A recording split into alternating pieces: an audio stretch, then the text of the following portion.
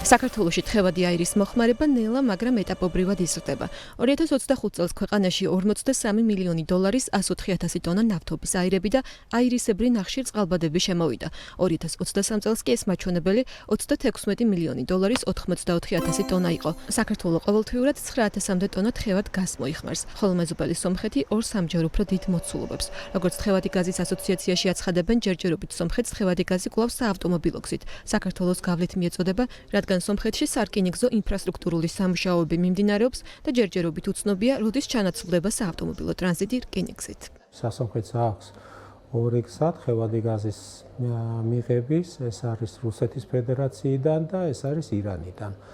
ირანიდან შეჩერებული იყო გარკვეული ვითარების გამო და საომარი მოქმედების გამო იყო შეჩერებული დროებით, ძალიან ცოტა ხნის განმავლობაში, დაახლოებით 2 კვირის განმავლობაში. და აგრეთვე სასომხეთისთვის მიწოდება შესრულებული იყო რუსეთის ფედერაციიდან, ვინაიდან ლარსის გამშვები პუნქტი იყო დაკეტილი დიდულობის გამო. ეს პერიოდულად ესეთ დროს ზამთრის პერიოდში ხდება ხოლმე, ზოგჯერ მცირე დაკეტვა არის რამოდენიმე დღიანი, ზოგჯერ ეს კვირებიც გრძელდება. რკინიგზაზე გადართვას მაგას ვერ გეტყვით, როდიდან უნდა ველოდოთ, როცა სომხეთში შეგრეთ მოაგვარებენ ინფრასტრუქტურის განვითარებას, რომ ჰქონდეთ მიმღები პუნქტები, სარკინიგზო გზით მიმღები პუნქტები, ეს არ გაგრძელდება დიდი ხნის განმავლობაში, სწრაფად მოახდენენ მის აშენებას და რეკონსტრუქციას. ადგილობრივ ბაზარზე კი 1 ლიტრი გათხევადებული აირის LPG-ს ფასი ლარი და 30-დან ლარი და 40 თეთრამდე მერყეობს. ბაზარი საკმაოდ კონკურენტულია და ბევრი მოთამაშე ოპერირებს, თუმცა როგორც თხევადი გაზის ასოციაციაში აცხადებენ, სექტორის სწრაფი განვითარებისთვის ეკომეგობრული საწვავის საგადასახადო შეღავათებით წახალისებაა საჭირო. რაც პირდაპირ აისახებოდა როგორც მომხმარებლის ჯიბეზე, ისე ქვეყნის ეკოლოგიურ მდგომარეობაზე. სექტორის წარმომადგენლების განმარტებით ევროპული რეგულაციებით თხევადი გაზის აქციზი ბენზინთან შედარებით 4ჯერ დაბალი უნდა იყოს. საქართველოში კი თუკი ბენზინზე აქციზის განაკვეთი ტონაზე 500 ლარს შეადგენს, თხევადი გაზის შემთხვევაში ეს 325 ლარია. დარგის წარმომადგენლების შეფასებით აქციზის კორექტირების შემთხვევაში ამ ტიპის საწვავის ფასი კიდევ 5-8 თეთრით გაიაფთებოდა. აქციზის შემცირებისას რასაკვირველია გაიაფთება თვითონ საწვავი. აქციზის საკითხი თუ აიხვეწა და კიდევ შემცირდა, ერთ-ერთი ფაქტორი ისიც იქნება, თუ საკრები, რომ ფასი ბენზინის შემართებაში რაც დაიწევს ქვევით, მით უფრო მეტი მანქანა კიდევ გადავა.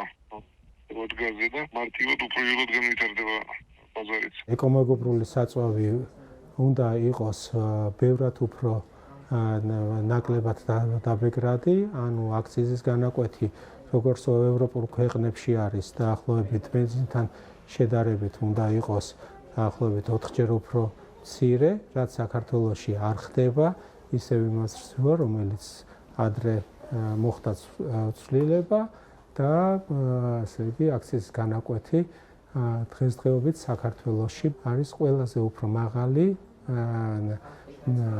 მსოფლიოს ყველა ქვეყანასთან შედარებით. კიდევ ერთი გამოწვევა სავარაუდოდ ხარისხობრივ მაჩვენებლებშია. ნავთობპროდუქტების იმპორტიორთა კავშირში აცხადებენ, რომ ამ სექტორში უკონტროლო ვითარებაა, რაც ძირითადად შესაბამისი ხარისხის შემოწმებელი ლაბორატორიების არარსებობით არის განპირობებული და არსებობს ეჭვი, რომ ხშირ შემთხვევაში ადგილი აქვს უხარისხო პროდუქციის რეალიზაციას. ნებისმიერ მომხმარებელს, ნებისმიერ, ესე ვთქვათ, ფულის გადამხდელს, აქ იმის უფლება იცოდეს, რას ყიდულობს და ესე ვთქვათ, რა ხარისხის საწვავს იღებს. ეს რო ვიცოდეთ, ჩვენ უნდა გვქონდეს ლაბორატორია.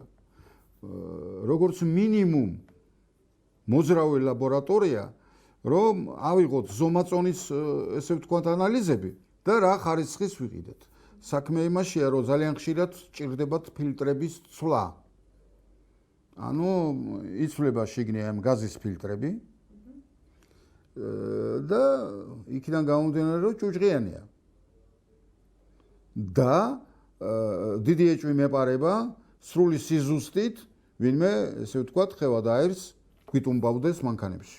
და არ არის ამის შემოწმებელი.